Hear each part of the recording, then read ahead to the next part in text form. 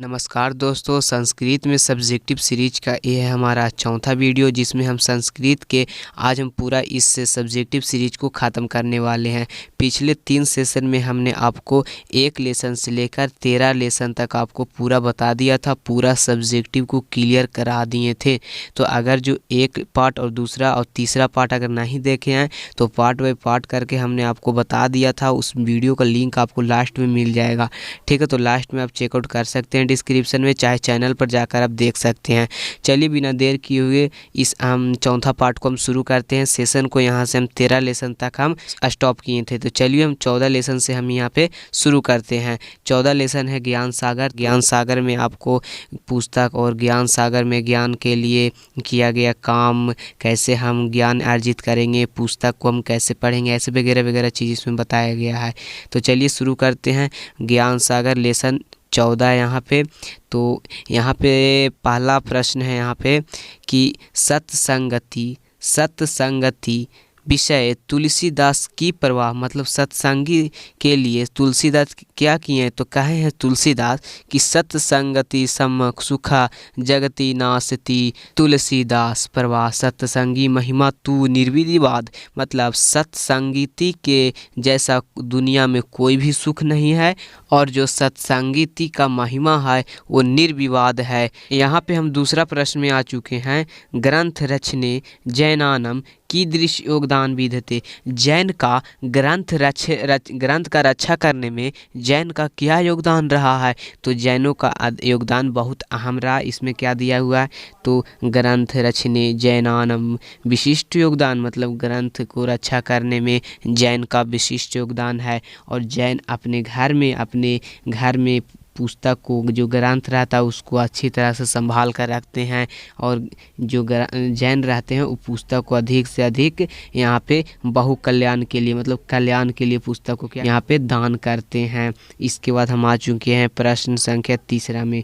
कानी पंच ऋणानि संति, मतलब कुल ऋण कितने होते हैं, तो टोटल 5 प्रकार के ऋण बताया गया है। सबसे पहले हैं देव ऋण, इसके बाद ऋषि ऋण, इसके बाद पितृ ऋण, मनुष्य ऋण और भूत ऋण। चेती पंच ऋणी, मतलब कि टोटल 5 ऋणी है। एक बार फिर से बता देते हैं, याद कर लीजिए, आपको भी ऐसे क्वेश्चन जरूर आते हैं। देव ऋणी, ऋषि ऋणी, पितृ ऋणी, मनुष्य ऋणी, भूत ऋणी और कुछ नहीं, मतलब 5 गो है। इसके बाद चौथा प्रश्न है नालंदा विश्वविद्यालय ग्रंथाग्रह कीदृश आसीत, मतलब कि नालंदा विश्वविद्यालय में कैसे ग्रंथ थे, तो नालंदा विश्वविद्यालय में ग्रंथों का विशाल भंडार था। सर्वशास्त्र ग्रंथधार, मतलब सभी शास्त्रों का वहाँ पे पुस्तकों और फिर ग्रंथों का भंडार था। चलिए 5वां प्रश्न में हम आ चुके हैं। 5वां प्रश्न क्या कह रहा है कि ऋषि ऋणस्य शोधम कथम भवति, ऋषि ऋणस्य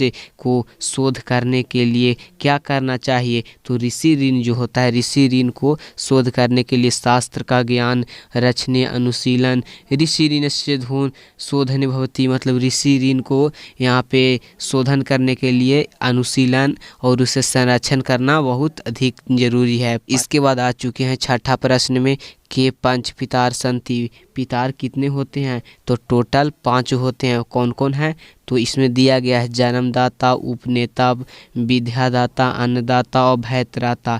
इति पंच पितार संति, याद कर लीजिएगा, भैत्राता, अन्नदाता, विद्यादाता, उपनेता और जन्मदाता, याद कर लीजिएगा। चलिए इसके बाद 7वां प्रश्न है सत्संगति सम जगति न नास्ति, पूरे जगत में सत्संगति के जैसा सुख नहीं है। इसके बाद प्रश्न संख्या 8 है हमारा। प्रश्न संख्या 8 क्या कह रहा है कि संत की दृश्य भवती, संत क्या भवते हैं, तो संत प्राचंदन रूप में रहते हैं। संत किस रूप में रहते हैं, प्राचंदन रूप में, मतलब कि चंदन जैसे रहते हैं। चलिए इसके बाद यहाँ पे हमारा 9वां प्रश्न है। 9वां प्रश्न है यहाँ पे कि पुस्तकालय की किम प्रदर्शती, मतलब पुस्तकालय क्या प्रदर्शन करता है, तो पुस्तकालय अद्भुत सम्मेलन, पुस्तकालय पुस्तक का अद्भुत सम्मेलन को प्रदर्शन करता है। इसके बाद यहाँ पे 10वां प्रश्न है हमारा। 10वां प्रश्न है कार्ल मार्क्स का आशित, कार्ल मार्क्स का आशित, तो कार्ल मार्क्स एक जर्मनी के समाजवादी चिंतक रहते हैं, मतलब विचारक रहते हैं, याद कर लीजिएगा। तो टोटल इस 14 लेसन में 10 सब्जेक्टिव क्वेश्चन था। इसी प्रकार से छोटे छोटे आपको सब्जेक्टिव क्वेश्चन पूछा जाता है। दीर्घ क्वेश्चन भी पूछता है, जो लॉन्ग टाइप का यहाँ पे सब्जेक्टिव क्वेश्चन रहेगा वही पूछेगा, तो उसको हम भी अगले वीडियो में हम वहाँ पे क्लियर कर देंगे। तो चलिए सबसे पहले इसको हम आगे क्लियर करते हैं 15 लेसन को। 15 लेसन के बाद यहाँ पे 16 लेसन आपको मिलेगा। लेसन का नाम है यहाँ पे दिलीप वर्णन। एक राजा रहते हैं जिनको नाम रहता है दिलीप, उन्हीं का वर्णन किया गया है इस पाठ में। पहला प्रश्न क्या कह रहा है कि रघुवंशम महाकाव्य के रचयिता कौन है। ऐसे से प्रश्न याद कर लीजिएगा। रघुवंशम महाकाव्य के रचयिता हैं यहाँ पे कालिदास, ठीक है, कालिदास से याद कर लीजिएगा।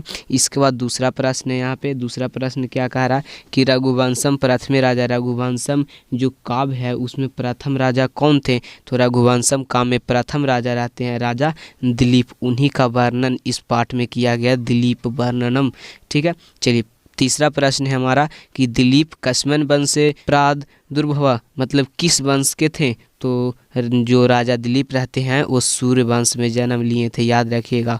कौन वंश में, तो सूर्य वंश में। चलिए यहाँ पे हम आ चुके हैं प्रश्न संख्या 4 में। प्रश्न संख्या 4 क्या कह रहा है, दिलीप की दृश्य राजा अस्ति, दिलीप कैसे राजा रहते हैं। तो देखिए दिलीप का वर्णन किया गया है, अच्छे राजा होंगे और बहुत शक्तिशाली भी होंगे। तो जो राजा दिलीप रहते हैं वो 10 राजाओं में प्रतापशाली राजा रहते हैं, याद कर लीजिएगा।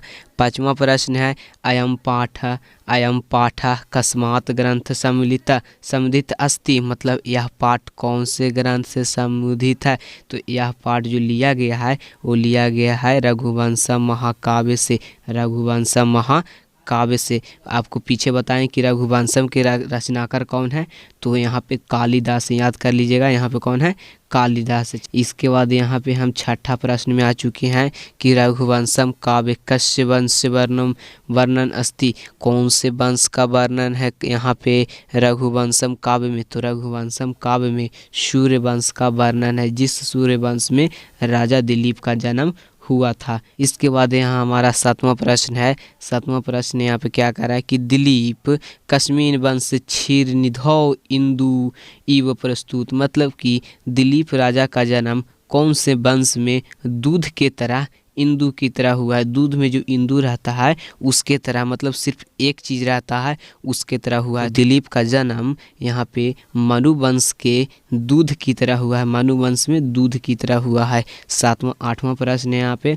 8वां प्रश्न क्या कह रहा है कि छात्र धर्म ईवी का आश्रित वर्तते, छात्र धर्म ईवी का आश्रित वर्तते, छात्र धर्म का कौन पालन किया। तो राजा दिलीप पालन करते हैं इस कहानी में। इसके बाद यहाँ पे 9वां प्रश्न है रवि रसम कथम आदते, रवि को किसका आदत है, मतलब सूर्य को किसका आदत है। तो रवि को, मतलब सूर्य को रस उगलने का आदत है, मतलब कि रस जो यहाँ पे धूप है उसको उगलने का आदत है। तो टोटल 9 प्रश्नों का इसमें संग्रह था, जिसमें पूरा सब्जेक्टिव बता चुके हैं। 9 प्रश्न है। चलिए इसके बाद इसी प्रकार से हम छोटे छोटे सब्जेक्टिव प्रश्न की कड़ी में आ गए हैं हम 16 लेसन में। 16 लेसन क्या कह रहा है, भार्गवी बारूनी विद्या। इसमें भार्गवी बारूनी और वरुण और भृगु का यहाँ पे विद्या के बारे में वर्णन है। तो चलिए हम इसको भी हम जानते हैं।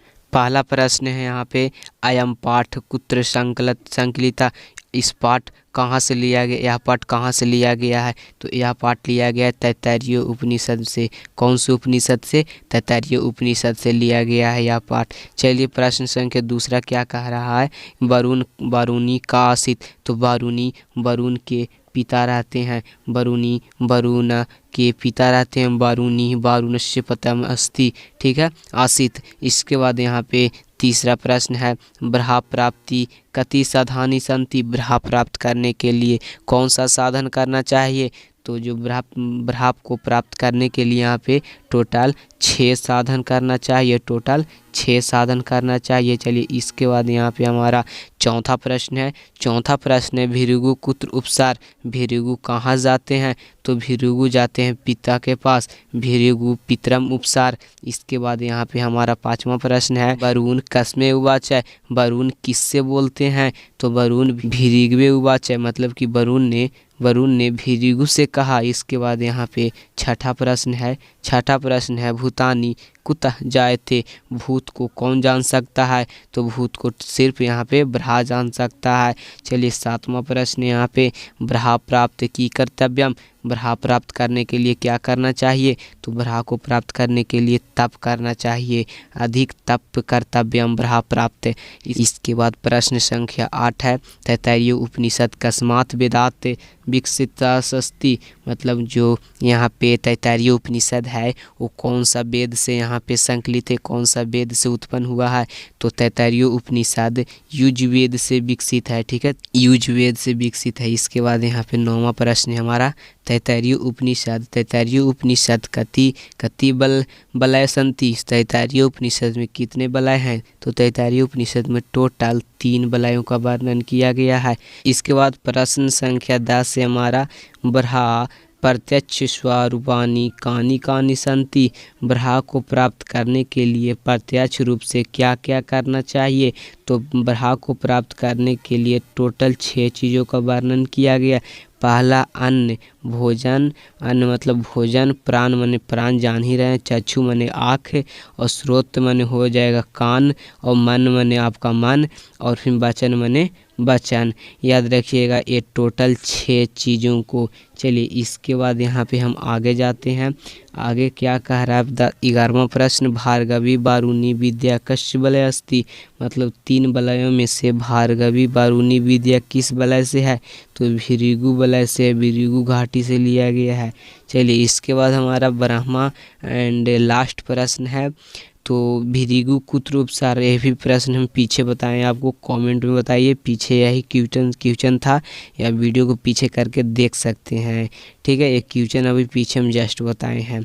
आई होप आपको पूरा इतना समझ में आया होगा।